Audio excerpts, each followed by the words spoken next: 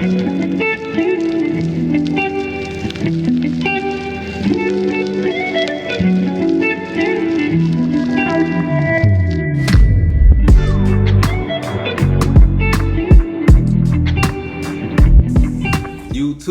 what it do-ski?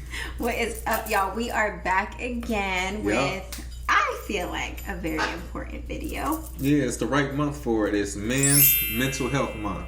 Yes, so we need to talk about it. We need to talk about how religions, cults, high power control groups all have an effect on not just people's mental health, but has an effect on men's mental health as well. Definitely. So we'll get into it. So I feel like one of the first points to bring up is, I don't know from personal experience, but what I do know from personal experience is that I don't hear of many women who have left this organization and unalived themselves. But what I do hear a lot of is a lot of men who have left this organization and unalived themselves. And that's a normal thing, even if you aren't in a cult, right? Or if you haven't left a cult. That's it's more prevalent in men. Okay. I agree. Yes, and I think that some of the factors that can contribute to this is that for women in general, usually if you leave something like this, you can still have a community around you. But men usually don't. You know what I mean? Yeah. There's not many places that they can go and just be truly like vulnerable and let out how it is that they're feeling and feel understood. Yeah, that's true. And also, people don't bother men as much. Like a man walking down the street, people aren't giving them compliments or sparking up conversations with them that often as much as it would be, you know, for a woman. Yes, Yeah. or providing even just that like kind of a safe space. So what we really want to talk about and focus on in this video is what happens specifically with men in their mental health once you leave a cult. Okay. Now, something that came to mind with making this video is all the pressure that goes on the brothers while they're in this organization. And think, like, kind of comparing the sisters, their biggest thing is to become a pioneer. But it's not much reach that the sisters get, even though they try to paint this picture like it's equality. It's not that much pressure on the sisters. But with the brothers, even if you are an elder and your wife is not doing ABC or your kids are not up to par, you lose privileges. And just think about, so you get baptized, and as a brother, pioneering is not enough. Right. First, you get baptized, then you have to be a servant. You have to be carrying microphones or doing the what I used to call the DJ booth, the sound. Right. And then you expect it to get to a point where you can lead the group out in service. Yeah. It's like never-ending requirements for the brothers. After a servant, when you're going to become an elder. Yep. And all this pressure is put on you. And if you are not keeping up, how are you looked at? And then how do you feel on top of it? Right. Like you're not doing enough. Yes, and then I think on top of that, you're trying to balance like real world pressures too, like as a man, you know what I mean? And it's like, okay, I'm trying to do as much as I can within the congregation, but then I also have to make sure that my family is taken care of out here in the real world. Then once you leave, or if you say you're doing amazing spiritually in the congregation, right? And then you start to see through some of the stuff that's happening, and you're like, okay, yeah, this is not for me. And you decide to leave. It's like for all of those years, the value that was put on you as a man was how well you were doing spiritually. Yep. Now you're faced with the real world and how they view somebody as valuable for a man. Jeez, it's a whole different set of rules. Deep. Yes, it's deep. So everything that you thought made you, you know, like a man, it changes when you leave. And I think that can contribute a lot to like a man's mental health if they leave a cult. And something a lot of people don't know, the most important thing in a man's life is purpose. It's the difference between the masculine and the feminine. And it's not saying everything else isn't important, but for the feminine is family, kids, things like that. Community. Yeah. But for the man, this is purpose, because without finding your purpose, you're not fulfilled, and you feel like you can't take care of the family and everything if your purpose is empty, and you searching for that. And that's the main thing they strip from you as a Jehovah's Witness. That goes against you know, the anatomy of you as a human. Yeah. And for some people, I'm sorry. Are you right? Okay. For some people, that's what gives them purpose, is like all of these spiritual qualities that they're possessing while they're a Jehovah's Witness. Right. But say they're disfellowshipped or something like that, or shunned, now your purpose that you related your personality to all this time is stripped away from you. And now like, imagine that feeling. And then it's like losing a job, basically, because how does everybody look at you now? Oh, he was an elder. Yeah. He's disfellowship. He's you the bottom of the barrel now, right? Or whatever you were before. Once you become disfellowship or shunned, you like, man, you are nobody. No matter what you have going on in real life is worthless as a Jehovah's Witness. Yeah, and it's the feeling of like being a failure, I think. It is. So with all of that like happening and taking all of that into consideration, and I think no matter who the person is, whether you're a male or a female, like you're gonna battle these emotions, you know. But as a man, what do you think is a good stepping stone for somebody who may be in this position to where they feel like the bottom of the barrel and they feel like a failure and that everything, their purpose or whatever, has been stripped from them? That's a good question. This is a phrase I heard recently, and it was watching Birdman from Cash Money, his interview.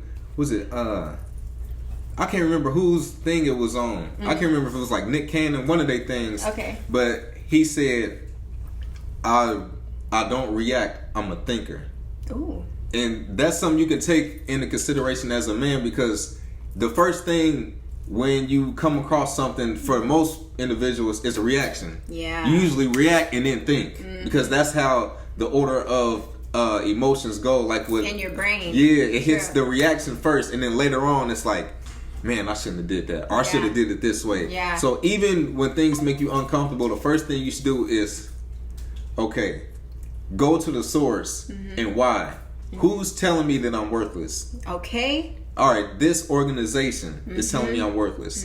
Why are they saying that? Right. That's because this is their rules, but it doesn't have to be my rules. And then just look around at, don't just box everybody in one thing like this religion. Look at people in general. Yeah. Everybody has a purpose. Everybody finds fulfillment in different things. Yes. So one person, they may have a goal to be an NBA player or something like that. Right. I don't know why I knew you were about to say that. It is, because that's like a common thing where I come from in sports. Like everybody had dreams to be like a basketball player or something. But then you may have somebody else who just wants to be intelligent. They want to work for NASA. The person working for NASA can't put these stipulations on the person that wants to be an athlete, and vice versa. That's so good. And so when you look at these Jehovah's Witnesses, that's something, especially when we wake up, what gets to a lot of us is our family not understanding, and that frustration of their expectations of us, and feeling like we're the screw up, or we're the letdown of the family, and it'll get to you. We're the apostate, we're the crazy family member, and that a lot of the time, 9 times out of 10, that's what's weighing people down, and it's the misunderstanding. But when you realize, like, you know what, you are on your journey, just like I was on my journey. It was a point in time where I thought people was crazy. It's not personal. I thought people was crazy, and they giving you as clear as day signs that this is a cult, but it just don't register to you. It's a foreign language. If you speak one language, somebody is speaking Japanese, they can this way with all the frustration. You are going to be like, I don't get it. Yeah. And that's how you have to look at this. So what if they don't understand you? Now it's time for you to understand you. That's why it's called a vision. Like, your vision is coming out of your eyes. Your vision of whatever your purpose is. Somebody else is not looking out your eyeballs. Right. So you can't expect them to understand where you're coming from. Yes. So understand, for one, that they are living their own journey and you are on yours. Notice the separation. Yeah. The next thing, realize what's the hurry. How long do I have to figure out my purpose? Your lifetime. That's so true. You don't have to figure it out that quick. And your purpose may change as you change. It may evolve. Like, you may start out with one purpose and you're like, all right, I feel like I've fulfilled that. Like, what's next? Yeah, and that's the advice I would give individuals, because a lot of men wake up from this and they like, I don't know where to go. Yeah. It's cool. Yeah. You're not stuck in the corner to where you got to figure it out today. Right. Try different avenues. This is your time. Look at it more of a benefit of, I was boxed in to only read this, only believe this, only do that. now everything is wide open, and it could be overwhelming because it seemed like it's so much out there to try to figure out. Shoot, what's the hurry? Oh gosh, that's one of the main things that stood out to me was like, man, ignorance really is bliss. Because at first, whenever you're learning about different things, especially before you start making, I think, connections, it feels so overwhelming. It almost feels like you're drowning in information. Like, okay, what is right? Like, did I make the right decision? Like, is this right? Is that actually right? Like, you don't know, you know? And then I don't know what part of the journey it started to make sense to me, but it was like, okay, I see the connections now. I see all of the connections between these different religious groups and spiritual groups. And to me, I found comfort in that. But not everybody's going to find comfort in that. And that's why different religion groups even exist. Whatever situation they have going on, or whatever their like their main points are and how they worship and stuff, look at that and see which one like resonates with you. And guess what? You're allowed to change your opinion. If you want to be Catholic for 10 years and then one day you're like, actually, I want to be a Muslim. Like that's okay. You know what I mean? It's your journey. Yeah, it's your journey. And I really like the point where you brought up about like speaking different languages. Oh my God, that hit so hard, because when you leave, it is like you're speaking a different language. You know what I mean? If you're trying to talk to your family members who are still in the religion, you're speaking two totally different languages. When I first started to learn about financing and like investing and all these things, do you know how many hours I had to invest just into like watching videos and trying to learn, because they were speaking a different language? I'm like, okay, wait, what's the difference between stocks, bonds, mutual funds? I don't understand. Do you know what I mean? I had to watch it over and over and over again until I familiarized myself with the terms. And it's the same thing whenever you leave. It's like you have to make that that information familiar to you over and over and over again, because what you're really doing is unlearning and relearning. And that's not easy, because you already have like predisposed ideas and indoctrinations. So then you have to go through and be like, okay, where did I get this idea from? True. And always remember, you will be so caught up in the moment, you don't realize if you give up, you are actually closer to the finish line than the starting line. Yeah. But you are so focused on right here, you don't realize you look up and it's like, I'm closer to where I'm trying to get. Yeah. And a lot of times, a lot of people will go back. They go back unhappy and uncomfortable, because it's like, this is uncomfortable. Yeah, this is familiar to me. But in reality, now you were just throwing a Band-Aid over how you were feeling. Yep. No, you don't want to do that. No, I agree. I don't think you want to do that either, but some people do. And that's what they're happy with. But I feel like it almost goes into things that we have been learning with like quantum physics and alchemy. Like how you feel in that moment is what's going to find you, because that's the kind of energy that you're putting out. So even it's like we get sad too, you know what I mean? Like it's not like we're above sadness and all these lower vibrations. No, but when you are feeling that, know that like that energy that you're putting out is going to be like a domino effect of what is happening in your life. So trying to shift that energy as quickly as possible, I think it makes a difference. It does. This is something they didn't teach us in the organization. They always taught us that somebody else is in control of our life, our mind, our destiny. So it's either Jehovah's doing this, Satan doing that. Jehovah doing this, Satan doing that. And so you never realize the things that I think and speak come to reality. For example, we always talk about the conventions when they would tell people take off work. And if you lose your job, Jehovah take care of you. So in your mind, I don't have to worry about this job, even though this is something to worry about, because I'm going to get another one. Yeah. And you were convinced it was Jehovah doing it for you. It was your mindset. Yeah. You are going to attract those things. But also when you get disfellowshipped, they don't tell you, oh, it's going to be okay when you get disfellowshipped. No, they tell you, your car going to break down, Satan going to get you. So soon as you leave this organization, it's no different from a domestic violence situation. When they say you ain't going to be nothing without me. In your mind, you looking like nothing good is going to come to me. You're right, because you are not going to attract that with that mindset. Yes. And look at it as a day at a time. It's better to try and look for the results with that mindset to give up before you even give it a chance. It's your subconscious. It's so powerful, and you don't even. It's like it's on a automatic, like what's it called, autopilot. Like autopilot. Yes, yep. It's on autopilot until you bring awareness to what your subconscious is thinking. Like if somebody has always told you you're not going to be nothing without me, like you're going to be nothing without this organization, all kinds of bad things are going to happen to you once you leave. If that's what you have been programmed to think for years, let alone your whole life, for sure. Once you leave, you're like, yeah, I'm nothing without them. And you don't even realize that you're thinking that. You know how strong it is? Even when they see other people living happily after this organization, you will convince yourself that they not.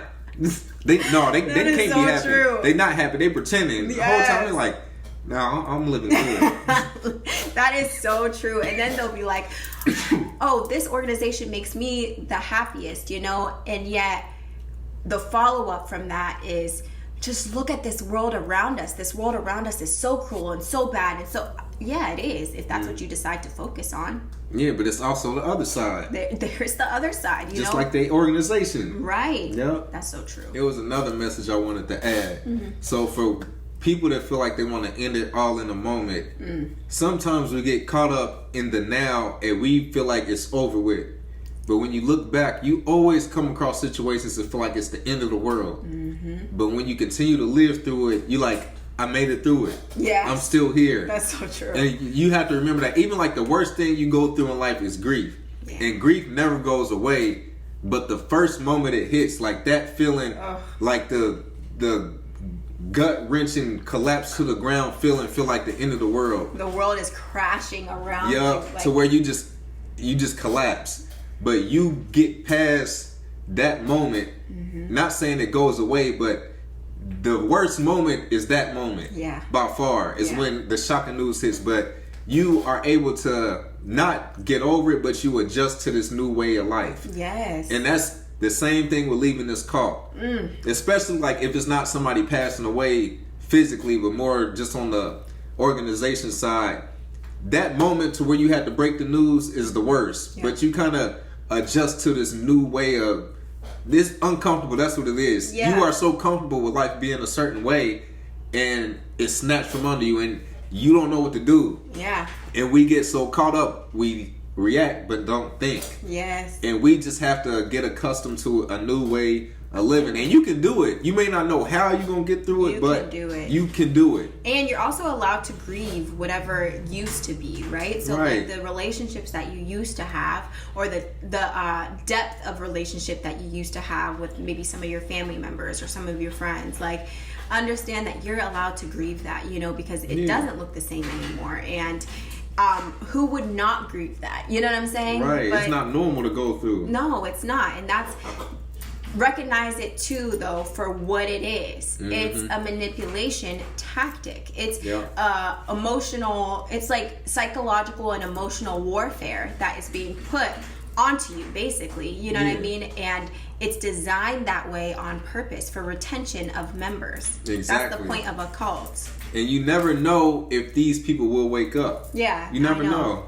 And that part can hurt too, especially if it's people who you may never speak to again. Right. But some part of like the light at the end of the tunnel that you can look at is, okay, now I have this opportunity to be able to find myself and be better aligned with the people around me. You know what I mean? Like I can have the same deeper friendships and deeper relationships with who I actually am, not just this shell of who I am. True, and that's something great to look forward to, because you can only control that. You can only control you and who you want to become. Yeah. We can't control everybody else, even though we would like to wake them up.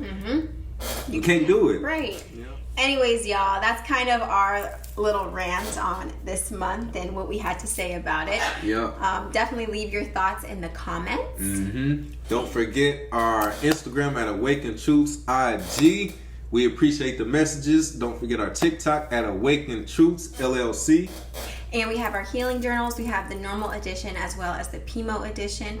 Please, too, if you guys have purchased it, let us know what you think. We have been appreciating those messages. Definitely. And just, seeing where we can tweak it possibly next time, Yep. But other than that, catch us in our next video. Don't forget to like, comment, and subscribe. Peace.